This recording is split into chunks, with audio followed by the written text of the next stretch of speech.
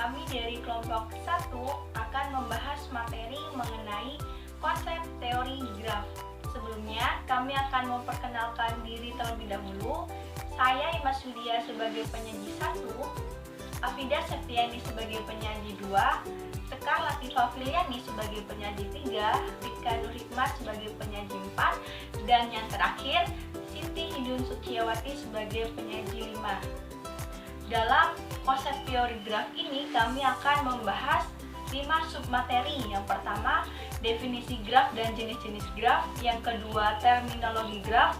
Yang ketiga, graf sederhana khusus. Yang keempat, representasi graf. Dan yang terakhir, graf isomorfik. Oke, langsung saja ke pembahasannya.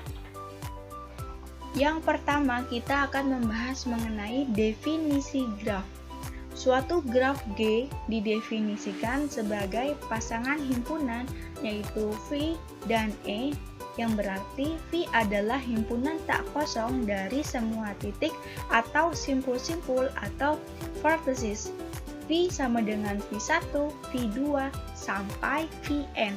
Dan E adalah himpunan sisi atau edges yang menghubungkan sepasang titik atau simpul. E sama dengan E1, E2, sampai En. Dengan kata lain, graf adalah himpunan dari objek-objek yang dinamakan titik, simpul, atau sudut dihubungkan oleh penghubung yang dinamakan garis atau sisi. Yang kedua, membahas mengenai jenis-jenis graf. Pada jenis-jenis graf, ada yang berdasarkan ada tidaknya gelang atau sisi ganda pada suatu graf. Nah, digolongkan menjadi 2 jenis. Yang pertama, graf sederhana atau simple graph. Graf yang tidak mengandung gelang maupun sisi ganda. Kita lihat contoh pada layar. Pada G1 adalah graf dengan V atau simpul 1, 2, 3, dan 4 dengan edges 1, 2, 1, 3, 2, 3, 2, 4, dan 3, 4. Terlihat jelas pada graf sederhana itu tidak mengandung gelang maupun sisi ganda. Yang kedua, graf tak sederhana atau unsimple graph. Graf tak sederhana yaitu graf yang mengandung sisi ganda atau gelang. Kita lihat contoh pada graf ganda. Pada G2 adalah graf dengan simpul 1, 2, 3, dan 4 dengan edges 1, 2, 2, 3, 1, 3, 1, 3, 2, 4, 3, 4, dan 3, 4. Pada G2, pada graf ganda, sisi E3 dan sisi E4 dinamakan sisi ganda atau multiple edges atau parallel edges karena pada kedua sisi itu menghubungkan 2 simpul yang sama, yaitu simpul 1 dan simpul 3. Dan sama juga dengan sisi E6 sama dengan sisi E7 karena menghubungkan simpul 3 dan simpul 4. Makanya disebut dengan graf ganda. Selanjutnya kita lihat contoh pada graf semu. Graf semu itu graf yang mengandung gelang. Pada graf semu atau G3 adalah graf dengan V atau simpul 1, 2, 3, dan 4 dengan edges 1, 2, 2, 3, 1, 3, 1, 3, 2, 4, 3, 4, 3, 4, dan 3, 3. Pada G3 sisi E8 dinamakan gelang atau kalang atau lep. Kenapa?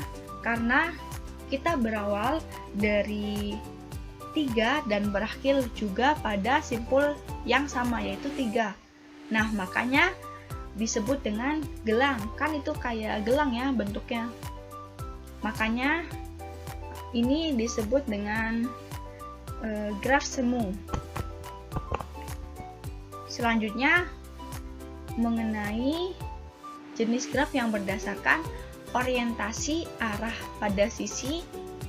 Nah, ini dibedakan menjadi 2 jenis. Yang pertama, graf tak berarah atau undirected graph. Nah, graf yang sisinya tidak mempunyai orientasi. Yang pertama, graf sederhana atau simple graph ya, adalah graf tak berarah yang tidak mengandung gelang maupun sisi ganda. Terus yang kedua, graf ganda adalah graf tak berarah yang tidak mengandung gelang. Dan yang ketiga adalah graf semu, adalah graf tak berarah yang boleh mengandung gelang atau lep. Selanjutnya yang kedua itu graf berarah. Yang pertama, graf berarah atau directed graph atau digraph. Nah, yaitu graf yang setiap sisinya diberikan orientasi arah. Nah, terlihat kan pada gambar, diberikan orientasi arah dan tidak mempunyai dua sisi yang berlawanan antara dua buah simpul. Maksudnya itu tidak mempunyai sisi ganda. Terlihat jelas pada gambar. Yang kedua, graf ganda berarah atau directed multigraph, yaitu graf yang setiap sisinya diberikan orientasi arah, terlihat ya pada gambar, dan membolehkan adanya sisi ganda pada graf tersebut. Maksudnya, boleh mempunyai dua sisi yang berlawanan antara dua buah simpul. Misalkan pada simpul P dan S, itu terlihat jelas mempunyai dua sisi yang berlawanan antara dua buah simpul.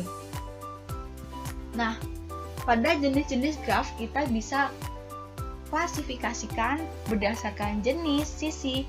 Sisi ganda dibolehkan, sisi gelang dibolehkan.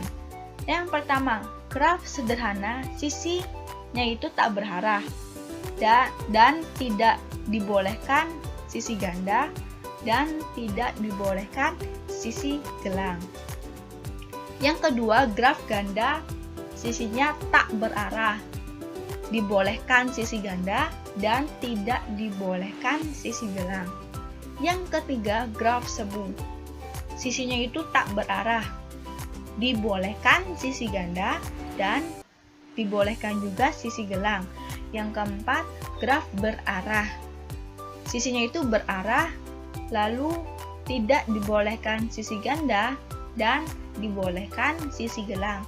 Dan yang terakhir, graf ganda berarah, sisinya berarah dan dibolehkan sisi ganda dan juga dibolehkan sisi gelang.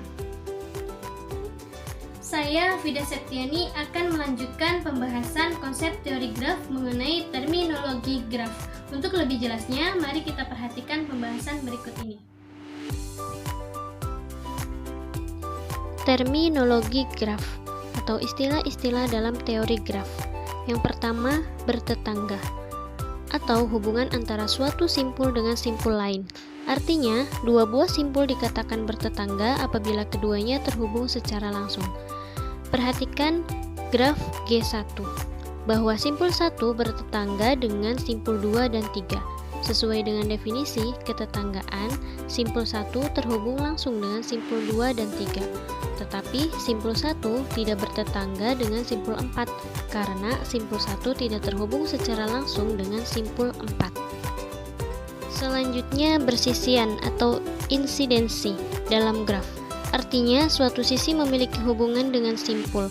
Misalnya, untuk suatu sisi sembarang E, di mana E menghubungkan simpul Vj dengan simpul Vk, maka E bersisian dengan simpul Vj atau E bersisian dengan simpul Vk. Perhatikan graf G1. Pada gambar di sini bahwa sisi 2, 3 bersisian dengan simpul 2 dan simpul 3.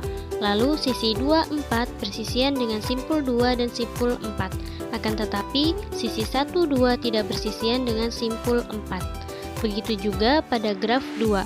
Bisa kita lihat bahwa sisi E1 bersisian dengan simpul 1 dan simpul 2. Berikutnya simpul terpencil. Artinya, simpul yang tidak mempunyai sisi yang bersisian dengannya. Perhatikan pada graf 3. Simpul 5 merupakan simpul terpencil. karena simpul 5 tidak memiliki sisi apapun yang bersisian dengannya. Selanjutnya, graf kosong. Artinya, graf yang tidak memiliki sisi sama sekali, atau sisinya merupakan himpunan kosong. Bisa kita lihat bersama di sini bahwa di sini hanya terdiri dari simpul-simpul tanpa sisi sama sekali. Hal ini berarti merupakan graf kosong. Selanjutnya, derajat. Derajat suatu simpul adalah jumlah sisi yang bersisian dengan simpul tersebut dengan notasi dV atau derajat suatu simpul V. Kita lihat graf G1. Pada graf G1, derajat dari simpul 1 adalah 2 karena simpul 1 memiliki 2 buah sisi yang bersisian dengannya. Dan derajat dari simpul 4 juga 2, sedangkan pada graf G1 derajat simpul 2 dan 3 memiliki derajat 3. Selanjutnya kita perhatikan pada graf G3. Di sini ada sebuah simpul yang tidak memiliki sisi sama sekali, yaitu simpul 5. Maka derajat dari simpul 5 adalah 0 karena merupakan simpul terpencil, sedangkan pada simpul 4 memiliki derajat 1. Kemudian perhatikan graf G2. Terdapat suatu simpul yang memiliki sisi gelang, yaitu simpul 3.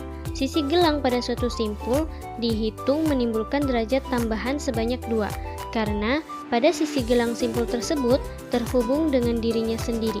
Jadi, graf G2 memiliki simpul gelang pada simpul 3.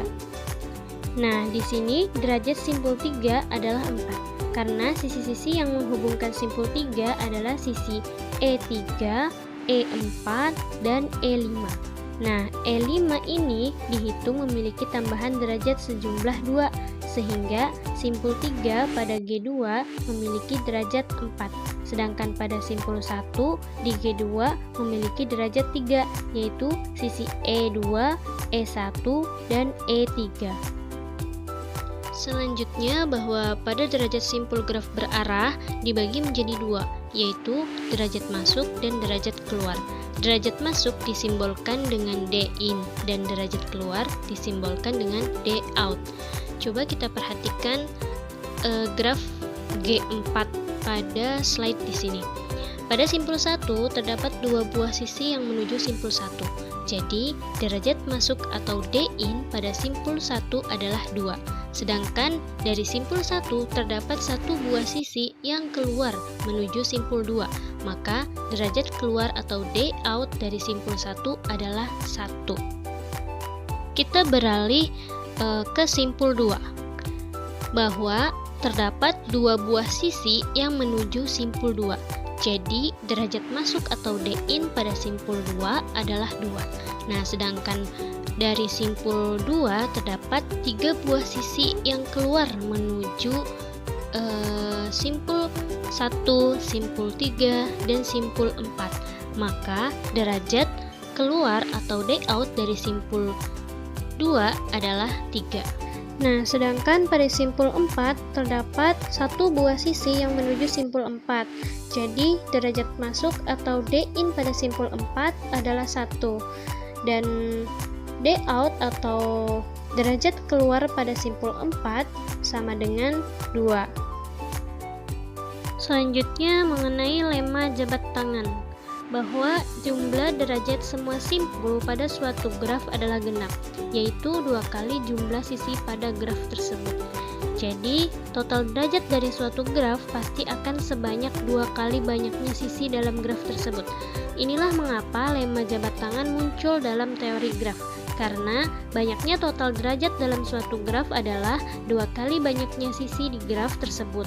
Maka, jumlah derajat simpul pada suatu graf pasti hasilnya itu genap, yaitu 2 kali banyaknya sisi pada graf tersebut. Coba kita perhatikan graf G1. bahwa graf G1 memiliki 5 buah sisi, sehingga total derajatnya adalah 10. Dapat kita hitung bahwa derajat simpul 1 ditambah derajat simpul 2 ditambah derajat simpul 3 dan ditambah derajat simpul 4 sama dengan 2 ditambah 3 ditambah 3 ditambah 2 sama dengan 10. Atau bisa menggunakan rumus lemma jabat tangan, yaitu 2 dikali jumlah sisi graf tersebut, yang mana sama dengan 10. Sehingga hal ini mengindikasikan bahwa lemma jabat tangan ini adalah tepat. Akibat dari lemma jabat tangan tadi bisa kita gunakan untuk mengetahui apakah suatu graf dapat dibangun atau tidak. Perhatikan contoh berikut. Misalkan kita diminta untuk membuat suatu graf yang terdiri dari 5 buah simpul. Pertanyaannya adalah yang A, 2, 3, 1, 1, dan 2. Dan yang B, 2, 3, 3, 4, dan 4. Nah, bagaimana caranya? Untuk soal yang A, jika di total derajat-derajat simpul yang diberikan, yaitu 2 ditambah 3 ditambah 1 ditambah 1 dan ditambah 2, maka jumlah total derajatnya adalah 9. Jumlah derajatnya itu adalah ganjil, artinya kontradiksi dengan lemma jabat tangan. Dengan demikian, kita tidak dapat membuat graf. Nah, sedangkan soal yang B, jika kita jumlahkan derajat-derajat simpul yang diberikan, yaitu 2 ditambah 3 ditambah 3 ditambah 4 ditambah 4, jumlah total derajatnya adalah 16. Nah, 16 ini jumlah derajatnya adalah genap, sehingga kita bisa membuat graf. Bentuknya bisa beragam, salah satunya bisa kita lihat pada slide di sini. Selanjutnya, lintasan atau path. Lintasan yang panjangnya n dari simpul awal V0 ke simpul tujuan Vn di dalam suatu graf G ialah barisan berselang-seling simpul-simpul dan sisi-sisi yang berbentuk V0, E1, V1, E2, V2 sampai Vn dikurangi 1, En, Vn. Sedemikian sehingga E1 sama dengan V0, V1, E2 sama dengan V1, V2 sampai En sama dengan Vn dikurangi 1, Vn adalah sisi-sisi dari graf G. Dengan V adalah simpul dan E adalah sisi-sisinya. Jadi dengan kata lain, lintasan pada suatu graf adalah jalan yang semua simpulnya itu adalah berbeda. Coba kita perhatikan contoh graf G1, bahwa lintasan 1, 2, 4, dan 3 adalah lintasan dengan barisan sisi 1, 2, 2, 4, dan 4, 3. Nah, sedangkan panjang lintasannya adalah jumlah sisi dalam lintasan tersebut. Nah, dengan lintasan 1, 2, 4, dan 3 pada graf G1, maka panjang lintasannya adalah 3. Selanjutnya, siklus atau sirkuit, bahwa lintasan yang berawal dan berakhir pada simpul yang sama disebut sirkuit atau siklus. Coba perhatikan pada graf G1, bahwa 1, 2, 3, dan 1 adalah sebuah sirkuit. Kenapa? Karena berawal dan berakhir pada simpul yang sama, yaitu simpul 1. Sedangkan panjang sirkuitnya adalah jumlah sisi dalam sirkuit tersebut. Nah, di sini kan sirkuitnya 1, 2, 3, dan 1. Maka pada sirkuit 1, 2, 3, dan 1 pada graf G1 memiliki panjang 3. Selanjutnya, terhubung. Artinya, dua buah simpul V1 dan simpul V2 disebut terhubung jika terdapat lintasan dari V1 ke V2. Atau G disebut graf terhubung jika untuk setiap pasang simpul VI dan VJ dalam himpunan V terdapat lintasan dari VI ke VJ. Coba perhatikan suatu graf pada slide di sini, bahwa simpul 1 dan simpul 2 merupakan terhubung atau disebut terhubung karena terdapat lintasan dari simpul 1 ke simpul 2. Lanjut ke upagraf dan komplement upagraf. Misalkan G sama dengan V, E adalah sebuah graf, maka G1 sama dengan V1, E1 adalah upagraf dari G jika V1 subset V dan E1 subset E. Nah, sedangkan komplement dari upagraf G1 terhadap graf G adalah graf G2 sama dengan V2 sama dengan E2. Sedemikian sehingga E2 sama dengan E dikurangi E1 dan V2 adalah himpunan simpul yang anggota-anggota E2-nya bersisian dengannya. Coba perhatikan suatu graf pada slide di sini. Pada gambar A itu disebut graf, sedangkan pada gambar B disebut upagraf, dan pada gambar C disebut komplement dari upagraf. Jadi, pada gambar A yang merupakan suatu graf jika dipotong menjadi sebuah bagian grafnya, yakni terlihat pada gambar B, maka bagian graf ini dinamakan upagraf. Nah, sedangkan pada gambar C, yaitu komplement dari upagrafnya merupakan sisa dari suatu graf yang telah dibagi tadi. Sedangkan komplement graf yaitu jumlah maksimum upagraf terhubung dalam graf G. Coba perhatikan pada graf G pada slide di sini bahwa mempunyai 4 buah komponen. Berikutnya upagraf rentang, bahwa upagraf G1 sama dengan V1, E1 dari G sama dengan V, E dikatakan upagraf rentang jika V1 sama dengan V, yaitu G1 mengandung semua simpul dari G. Dengan syarat apabila kita ingin membuat upagraf, yaitu tidak boleh menghilangkan simpul-simpulnya. Coba perhatikan gambar pada slide di sini. Pada gambar A merupakan suatu graf G yang memiliki 5 buah simpul, dan pada gambar B dikatakan upagraf rentang dari suatu graf G-nya tidak menghilangkan simpul-simpulnya. Jadi boleh menghilangkan sisinya tapi tidak boleh menghilangkan simpulnya. Nah, sedangkan pada gambar C bisa kita lihat bahwa ini merupakan bukan upagraf rentang dari graf G. Kenapa? Karena menghilangkan simpul-simpulnya, yakni menghilangkan simpul 4 dan 5. Selanjutnya cutset. Cutset dari graf terhubung G adalah himpunan sisi yang bila dibuang dari G menyebabkan G tidak terhubung. Jadi, cutset selalu menghasilkan 2 buah komponen. Pada graf di bawah, himpunan 1, 2, 1, 5, 3, 5, dan 3, 4 adalah cutset. Artinya, terdapat banyak cutset pada sebuah graf terhubung. Nah, pada himpunan 1, 2, dan 25 juga adalah cutset.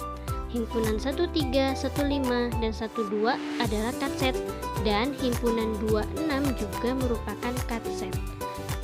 Tetapi pada himpunan 1, 2, 25, dan 45 bukan cutset, sebab himpunan bagiannya adalah 1, 2, dan 25 merupakan cutset.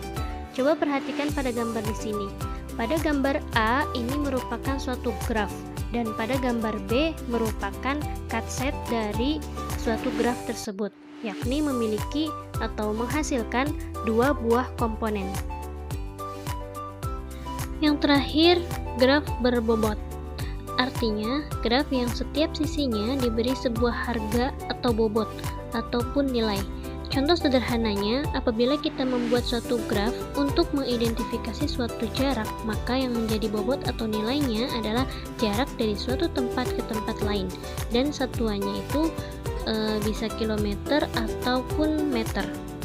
Dan adapun contoh pemberian bobot atau nilai pada suatu graf bisa kita lihat pada gambar di sini. Saya, Skarlatifah Firdiani, akan melanjutkan pembahasan materi konsep teori graf. Submateri yang akan saya bahas adalah graf sederhana khusus. Untuk lebih jelasnya, mari kita simak penjelasan berikut ini.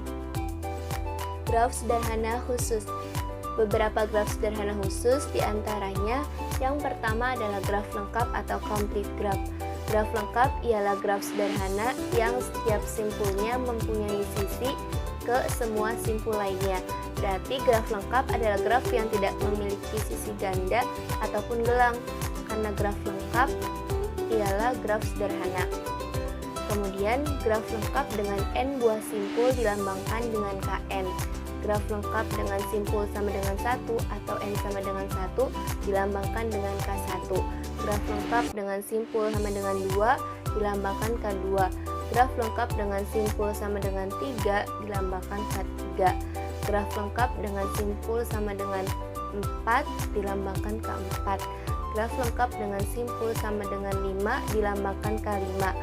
Graf lengkap dengan simpul sama dengan 6 dilambangkan K6.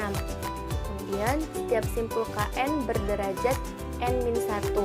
Simpul pada K1 derajatnya adalah 0 karena ia tidak memiliki sisi yang bersisian dengan simpul pada K1 ini. Kemudian simpul pada K2 berderajat 1, 2 dikurangi 1 karena setiap simpul pada K2 memiliki satu sisi yang bersisian dengan simpul pada K2 ini. Kemudian simpul pada K3 berderajat 2 karena setiap simpul pada K3 memiliki dua buah sisi yang bersisian dengan simpul pada K3 ini, dan seterusnya. Setelah itu, jumlah sisi pada graf lengkap yang terdiri dari n buah simpul adalah n dikali n-1 per 2. Jumlah sisi pada K1 adalah 0. 1 dikali 1 dikurangi 1 per 2, 0. Kemudian jumlah sisi pada K2 adalah 1. 2 dikali 2 min 1 per 2 sama dengan 1. Kemudian jumlah sisi pada K3 adalah 3. 3 dikali 3 min 1 per 2. Kemudian jumlah sisi pada K4 adalah 6. 4 dikali 4 min 1 per 2. 4 dikali 3, 12 dibagi 2 sama dengan 6. Dan seterusnya. Graf sederhana khusus selanjutnya adalah graf lingkaran atau cycle graph. Graf lingkaran adalah graf sederhana yang setiap simpulnya berderajat 2. Artinya setiap simpul pada graf lingkaran ini memiliki derajat 2 atau dua jumlah sisi yang bersisian dengan simpul pada graf lingkaran. Kemudian graf lingkaran dengan n buah simpul dilambangkan dengan Cn. Graf lingkaran dengan simpul sama dengan 3 dilambangkan C3. Graf lingkaran dengan simpul sama dengan 4 dilambangkan C4. Graf lingkaran dengan simpul sama dengan 5 dilambangkan C5. Dan graf lingkaran dengan simpul sama dengan 6 dilambangkan C6. Jika simpul-simpul pada Cn adalah V1, V2 dan seterusnya hingga Vn, maka sisi-sisinya adalah sisi yang pertama V1, V2, kemudian V2, V3 dan seterusnya hingga Vn-1, Vn, dan sisi yang terakhir adalah Vn, V1. Dengan kata lain, ada sisi dari simpul terakhir yaitu Vn ke simpul pertama V1. Maksudnya adalah contohnya C3. Jika simpul-simpulnya adalah V1, V2, V3, maka sisi-sisinya adalah sisi yang pertama V1, V2, sisi yang kedua V2, V3, dan sisi yang terakhir adalah Vn, V1 atau V3, V1. Kemudian contoh lain pada C4. Ketika memiliki simpul V1, V2, V3, V4, maka sisi-sisinya adalah sisi yang pertama V1, V2, sisi yang kedua V2, V3, sisi yang ketiga V3, V4, dan sisi yang terakhir adalah Vn, V1, V4, V1. Kemudian graf sederhana khusus selanjutnya ada graf teratur atau regular graph. Graf teratur adalah graf yang setiap simpulnya mempunyai derajat yang sama. Artinya, semisal satu simpul pada suatu graf teratur itu memiliki derajat sama dengan 2, maka simpul yang lainnya pada graf teratur yang sama juga memiliki derajat sama dengan 2. Apabila derajat setiap simpul adalah R, maka graf tersebut disebut sebagai graf teratur derajat R. Jika R sama dengan 3, maka graf teratur tersebut diberi nama graf teratur derajat 3. Ketika R sama dengan 4, berarti graf teratur derajat 4. R sama dengan 5, graf teratur derajat 5, dan seterusnya. Kemudian, jumlah sisi pada graf teratur berderajat R dengan n buah simpul dapat dihitung dengan nr per 2. Contohnya, ketika n sama dengan 4 dan r sama dengan 3, maka jumlah sisinya adalah sama dengan 6. 4 dikali 3 dibagi 2. Kemudian ketika n sama dengan 6 dan r sama dengan 3, maka jumlah sisinya adalah 9. 6 dikali 3 dibagi 2. Kemudian jika n sama dengan 8 dan R-nya sama dengan 3, maka jumlah sisinya adalah 8 dikali 3 dibagi 2 sama dengan 12. Selanjutnya contoh soal dari graf teratur.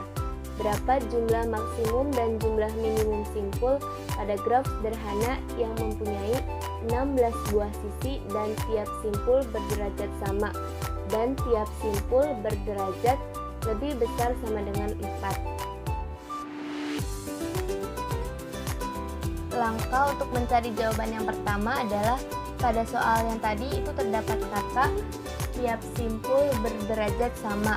Artinya graf yang ingin dibentuk pada soal yang tadi adalah graf teratur. Kemudian jumlah sisi pada graf teratur berderajat R, itu rumusnya pada graf teratur itu kan adalah E sama dengan NR per 2. Tapi yang ingin dicari pada soal adalah jumlah simpul atau N, maka rumusnya dibalik menjadi N sama dengan 2E per R sama dengan 2 dikali jumlah sisinya 16 per R sama dengan 32 per R. Jadi untuk mencari simpulnya dapat dihitung dengan rumus 32 per R. Kemudian pada soal tersebut juga terdapat kata berderajat R lebih besar sama dengan 4. Jadi kita cari untuk R sama dengan 4. Jumlah simpul yang dapat dibuat adalah N sama dengan 32 per R sama dengan 32 per 4 sama dengan 8. Kemudian untuk R yang lain, untuk R yang lebih besar sama dengan 4 dan R-nya itu harus merupakan pembagi bilangan bulat dari 32. Untuk R sama dengan 8, maka jumlah simpulnya adalah 32 per 8 sama dengan 4. Nah, ketika simpulnya itu sama dengan 4, ini tidak mungkin membuat graf sederhana karena jumlah sisinya itu kan adalah 16. Dengan simpul sama dengan 4, itu tidak mungkin membuat graf sederhana karena pasti akan ada sisi ganda ataupun gelang. Begitu juga dengan jumlah simpul sama dengan 2. Maka ini juga tidak mungkin membuat graf sederhana karena pasti akan ada sisi ganda atau gelang. Jadi, jumlah simpul yang dapat dibuat itu adalah 8 buah, maksimum dan minimum. Selanjutnya ada graf bipartit atau bipartite graph. Graf bipartit adalah suatu graf atau graf G yang himpunan simpulnya dapat dipisah menjadi dua himpunan bagian, V1 dan V2. Sedemikian sehingga setiap sisi pada G menghubungkan sebuah simpul di V1 ke sebuah simpul di V2 dan dinyatakan sebagai G V1, V2. Ini adalah contoh dari graf bipartit, di mana setiap sisi pada graf bipartit ini menghubungkan sebuah simpul yang berada di V1 ke simpul yang berada di V2. Begitu juga dengan graf bipartit yang ini, di mana sisi-sisinya menghubungkan sebuah simpul di V1 ke simpul di V2. Graf di bawah ini juga merupakan contoh dari graf bipartit karena simpul-simpulnya dapat dibagi menjadi V1 dan V2. Graf yang ini V1-nya adalah ABD dan V2-nya adalah CEFD. Begitu juga dengan graf persoalan utilitas. Ini adalah V1 kemudian V2. Sisi-sisinya menghubungkan simpul yang berada di V1 ke simpul yang berada di V2. Begitu juga dengan graf topologi bintang. Saya Rika Nurhima akan menjelaskan mengenai representasi graf. Graf dapat direpresentasikan dengan menggunakan matriks ketetanggaan, matriks persisian, dan senarai ketetanggaan. Mari kita simak penjelasannya berikut ini. Baik, saya akan menjelaskan mengenai representasi graf.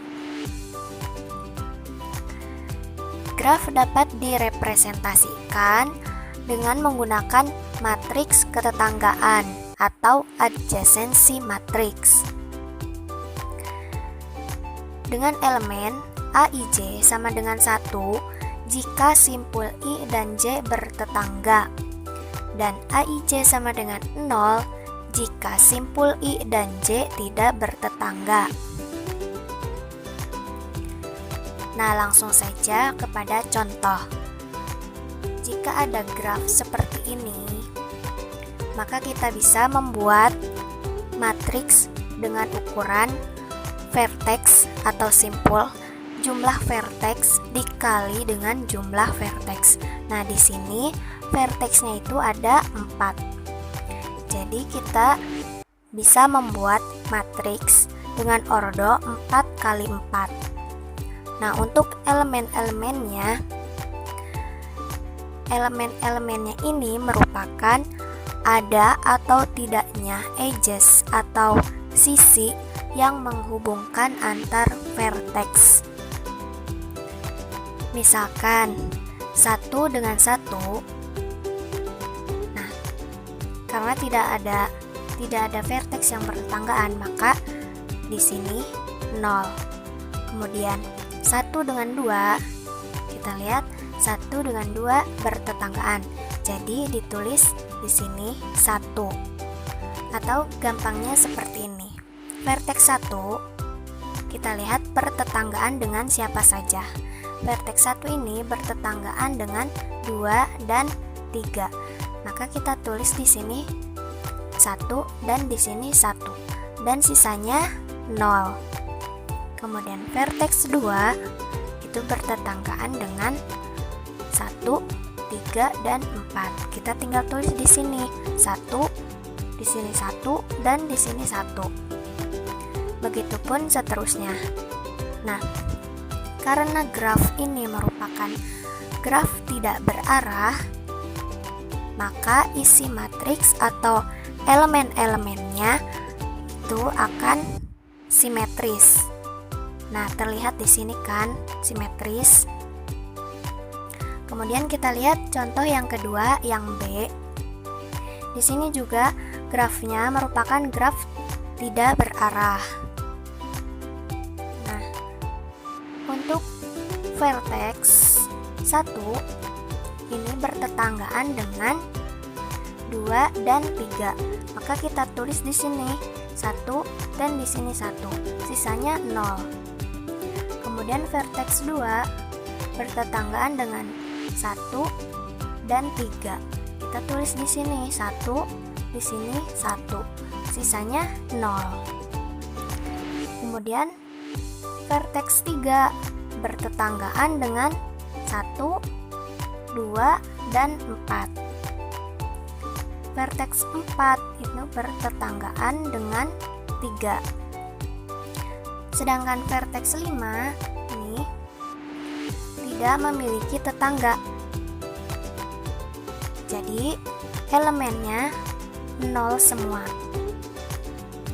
Kemudian contoh yang ketiga, yang C, ini merupakan graf berarah ya, karena edges atau sisinya ini memiliki arah. Nah, untuk graf ini kita lihat, kita tinjau yang arahnya keluar.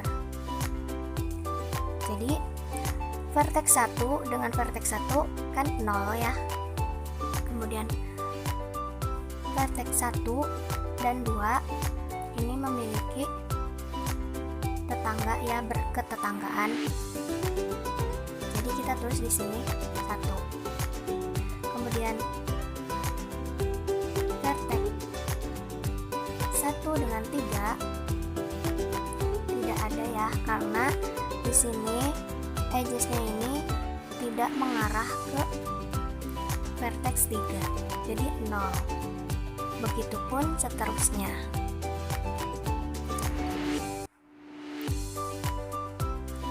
Nah, untuk contoh yang ini, grafnya ini merupakan jenis graf semu atau pseudograf. Nah, grafnya ini memiliki edges ganda dan juga mengandung gelang atau loop. Jadi ini merupakan graf semu. Nah, untuk graf ini elemen matriksnya tidak menggunakan 0 dan 1, tetapi kita menghitung jumlah edges-nya atau sisinya ini ada berapa. Misalkan 1 dengan 2. 1 dengan 2 ini kan ada satu edges yang menghubungkan. Jadi kita tulis di sini 1. Kemudian 1 dengan 3. Nah, karena di sini ada dua edges yang menghubungkan, maka kita tulis di sini 2.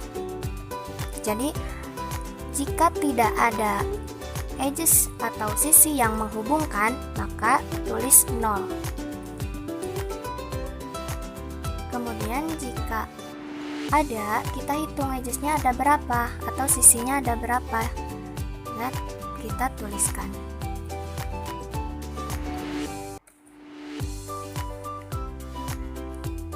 Derajat tiap simpul I untuk graf tak berarah, rumusnya adalah sigma AIJ dengan J sama dengan 1 sampai N. Dan untuk graf berarah, Bin atau derajat masuk sama dengan jumlah nilai pada kolom J. Rumusnya sigma AIJ dengan I sama dengan 1 sampai N. Dan untuk derajat out atau yang keluar sama dengan jumlah nilai pada baris I. Rumusnya sigma AIJ dengan J sama dengan 1 sampai N. Nah, contoh selanjutnya ini merupakan graf berbobot karena edges atau sisinya ini memiliki nilai. Kalau graf berbobot, kita bisa representasikan dengan matriks yang ada bobotnya juga. Misalkan A dengan B itu kan 12 nilai edgesnya. Maka kita tuliskan di sini 12. Kemudian AE adalah 10. AE adalah 10. Nah, kalau bertetanggaan dituliskan bobotnya. Kalau tidak bertetanggaan dilambangkan dengan tak hingga. Kemudian graf juga dapat direpresentasikan dengan menggunakan matriks bersisian. Kalau tadi matriks ketetanggaan adalah jumlah vertex dikali jumlah vertex, maka matriks bersisian ini merupakan jumlah vertex dikali jumlah edges. Kita lihat di sini vertexnya ada 4 dan edgesnya ada 5. Maka kita buat matriks dengan ordo 4 kali 5. Nah, untuk elemen-elemennya ini, jika AIJ sama dengan 1 jika simpul I bersisian dengan sisi J, dan AIJ sama dengan 0 jika simpul I tidak bersisian dengan sisi J. Kita lihat vertex 1 dengan EI itu bersisian, ya. Maka kita tulis di sini 1. Atau lebih gampangnya begini. Vertex 1 itu bersisian dengan edges atau sisi mana saja. Vertex 1 bersisian dengan E1, E2, dan E4. Maka kita tuliskan di sini 1, di sini 1, dan di sini 1. Sisanya 0. Kemudian vertex 2 bersisian dengan E1, E2, E3. Maka tuliskan di sini 1, di sini 1, di sini 1, sisanya 0. Vertex 3 itu bersisian dengan E3, E4, dan E5. maka kita tuliskan di sini 1, di sini 1, dan di sini 1. Kemudian vertex 4 bersisian dengan E5. Maka kita tuliskan di sini 1, sisanya 0. Nah, selain direpresentasikan dalam bentuk matriks, graf juga dapat direpresentasikan dalam bentuk list, yakni senarai ketetanggaan atau adjacency list. Pada contoh ini memiliki 4 simpul atau 4 vertex. Untuk vertex 1 yakni berketetanggaan dengan 2 dan 3. Jadi kita tinggal tuliskan pada simpul tetangga yakni 2 dan 3. Kemudian untuk vertex 2 itu bertetanggaan dengan 1, 3, dan 4. Kemudian vertex 3 bertetanggaan dengan 1, 2, dan 4. Vertex 4 bertetanggaan dengan 2 dan 3. Untuk contoh selanjutnya ini sama, merupakan graf tidak berarah. Untuk vertex 1 itu bertetanggaan dengan 2 dan 3. Kemudian untuk vertex 2 bertetanggaan dengan 1 dan 3. Nah, sementara untuk vertex 5 ini tidak memiliki tetangga karena tidak ada edges yang menghubungkan. Kemudian untuk contoh selanjutnya ini merupakan graf berarah. Jadi kita melihat edges atau sisi yang keluar atau yang mengarah keluar. Misalkan vertex 1 itu bertetanggaan dengan vertex 2 karena terdapat edges atau sisi yang mengarah kepada vertex 2. Kemudian untuk vertex 2 bertetanggaan dengan 1, 3, dan 4. Vertex 3 itu bertetanggaan dengan vertex 1 karena hanya ada satu edges yang mengarah ke arah vertex 1. Dan untuk vertex 4 itu bertetanggaan dengan 2 dan 3. Nah, seperti itu jika menggunakan senarai ketetanggaan. Jadi tinggal di list saja vertex atau simpul yang bertetanggaan. Nah, sekian penjelasan mengenai representasi graf. Semoga dapat dipahami oleh teman-teman. Oke, selanjutnya yaitu tentang graf isomorfik. Nah, sebelum masuk ke pembahasan, saya ingin memperkenalkan diri saya sendiri. Nama saya Siti Hindun Suciawati dengan NIM 18081051112. Nah, sebelum masuk ke materi tentang graf isomorfik, terlebih dahulu kita akan membahas tentang pengertian dari graf isomorfik itu sendiri. Nah, dari kalian apakah sudah pernah dengar kata-kata graf isomorfik? Oke, kalau masih belum, mari kita bahas bareng-bareng ya. Oke, secara sederhana, graf isomorfik itu adalah suatu graf A dikatakan isomorfik dengan graf B apabila kedua graf tersebut dapat dituliskan dengan nilai matriks ketetanggaan yang sama. Nah, di sini ada contohnya nih. Contohnya diketahui matriks ketetanggaan dari sebuah graf tidak berarah seperti pada gambar. Nah, gambarkan dua buah graf yang bersesuaian dengan matriks tersebut. Nah, setelah itu kita jawab. Nah, di sini kan matriksnya itu 5 kali 5.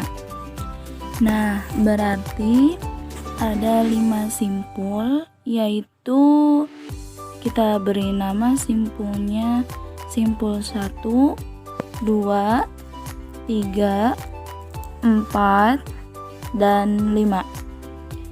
Lalu kemudian kita representasikan ke dalam graf yang ada di sebelah kiri itu, di mana simpul 1 itu berderajat 2, simpul 2 berderajat 4, simpul 3 berderajat 2, simpul 4 berderajat 3, dan simpul 5 berderajat 3. Begitupun pada graf yang kedua yang ada di sebelah kanan. 0 itu artinya satu ke satu tidak ada garis yang dibentuk. Kemudian 2 dan 1. Nah, di sini kenapa 1?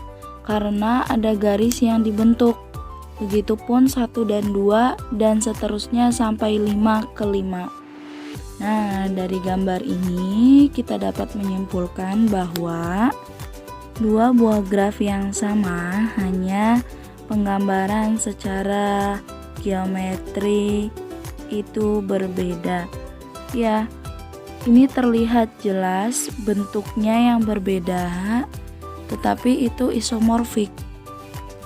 Pengertian graf isomorfik: dua buah graf yang sama tetapi secara geometri itu berbeda, yang mana disebut dengan graf isomorfik. Dua buah graf G1 dan G2 dikatakan isomorfik jika terdapat korespondensi satu-satu antara simpul-simpul keduanya dan antara sisi-sisi keduanya. Sedemikian sehingga hubungan kebersisian tetap terjaga. Dengan kata lain, misalkan sisi E bersisian dengan simpul U dan V di G1, maka sisi E aksen yang berkoresponden di G2 harus bersisian dengan simpul U aksen dan V aksen yang di G2. Nah, coba kita lihat dari gambar yang sebelumnya nih. Misalkan kita ambil simpul 5 dan 4 yang ada di sebelah kiri, graf yang sebelah kiri. Itu sisinya ini kita misalkan E, berarti yang di graf 2-nya juga itu sama 5 dan 4, kemudian sisinya juga itu E. Nah, kita kembali lagi ke awal pengertian dari graf isomorfik. Apa tadi? Ya, betul sekali. Jadi graf isomorfik itu adalah dua buah graf yang sama kecuali penamaan simpul dan sisinya yang berbeda. Nah, ini betul karena sebuah graf dapat digambarkan dalam banyak cara. Nah, kalau contoh sebelumnya itu kan penamaannya aja kan yang sama, yaitu apa? Ya, betul, 1, 2, 3, 4, dan 5. Lalu perhatikan contoh graf isomorfik berikut. Nah, di sini ada 3 buah graf, yaitu G1, G2, dan G3. Nah, G1 isomorfik dengan G2, tetapi G1 tidak isomorfik dengan G3. Kenapa bisa seperti itu? Sebelumnya, coba kita analisis terlebih dahulu. Dari ketiga graf ini sebenarnya sama-sama mempunyai 4 simpul, yaitu G1 itu kan 1, 2, 3, dan 4. G2 itu A, B, C, D. Dan G3 itu X, Y, W, V. Nah, dalam G1 ini semua berderajat 3. Dan dalam G2 juga sama, berderajat 3. Namun beda nih dengan G3. G3 ini semuanya berderajat 2. Nah, dari sini itu kita sudah mengetahui kenapa G1 dan G3 itu tidak isomorfik. Nah, sebenarnya G1 dan G2 itu sama saja.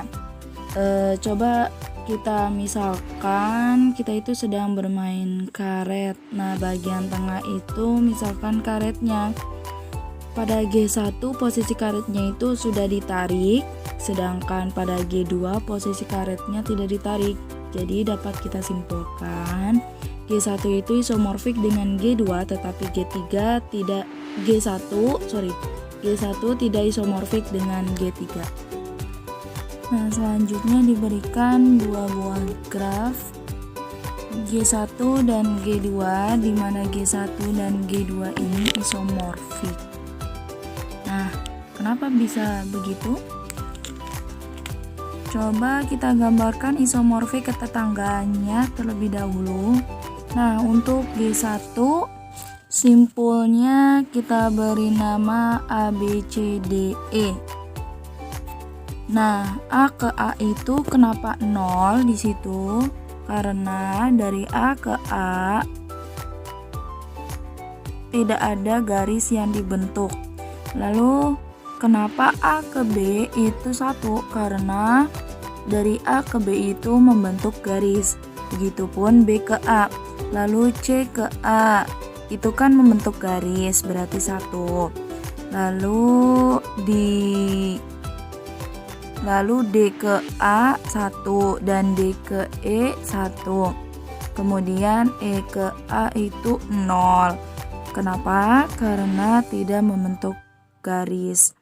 Dan begitupun pada G yang kedua. Nah, pada G kedua ini simpulnya kita beri nama X, Y, W, V, Z. Nah, X ke X itu 0. Kenapa? Ya, betul sekali, karena tidak membentuk garis. Lalu X ke Y itu 1. Kenapa? Betul sekali, karena membentuk garis. Begitupun selanjutnya sampai Z ke Z. Nah, selanjutnya di sini ada A itu 2 buah graf isomorfik dan yang B 3 buah graf isomorfik. Nah, nanti coba kalian teliti lebih dalam lagi ya kenapa isomorfiknya. Nah, dari penjabaran sebelumnya didapatlah syarat graf isomorfik itu. Nah, dari definisi graf isomorfik dapat dikemukakan bahwa 2 buah graf isomorfik memenuhi ketiga syarat berikut. Yang pertama, mempunyai jumlah simpul yang sama. Kedua, mempunyai jumlah sisi yang sama. Yang ketiga, mempunyai jumlah simpul yang sama berderajat tertentu. Namun, ketiga syarat ini ternyata belum cukup menjamin. Pemeriksaan secara visual itu perlu dilakukan. Nah, sebagai contohnya itu dari 2 gambar ini nih, A dan B. Apakah kedua graf ini isomorfik? Coba kita lihat. Yang pertama itu apakah kedua graf ini mempunyai jumlah simpul yang sama? Ya, betul. Kedua graf ini mempunyai 6 simpul yang sama-sama mempunyai 6 simpul. Lalu yang kedua mempunyai jumlah sisi yang sama. Betul, 2 graf ini mempunyai jumlah sisi yang sama. Lalu yang ketiga, syarat ketiga itu mempunyai jumlah simpul yang sama berderajat tertentu. Betul, untuk kedua graf ini mempunyai jumlah simpul yang sama dengan derajat yang tertentu. Nah, memang dari ketiga syarat itu terpenuhi, tetapi secara kasat mata itu berbeda. Nah, di mana sih perbedaannya? Coba kita lihat, simpul X ini mengakibatkan X ke V berderajat 1, sedangkan di graf B, satu simpul W yang berderajat 1. Nah, di sini jelas sudah berbeda. Jadi meskipun ketiga syarat terpenuhi, tetapi jika dilihat secara visual itu berbeda, berarti itu tidak isomorfik. Demikian pembahasan materi mengenai konsep teori graf dari kelompok 1. Semoga bermanfaat. Kurang lebihnya mohon maaf. Wabillahi taufik walhidayah. Wassalamualaikum warahmatullahi wabarakatuh.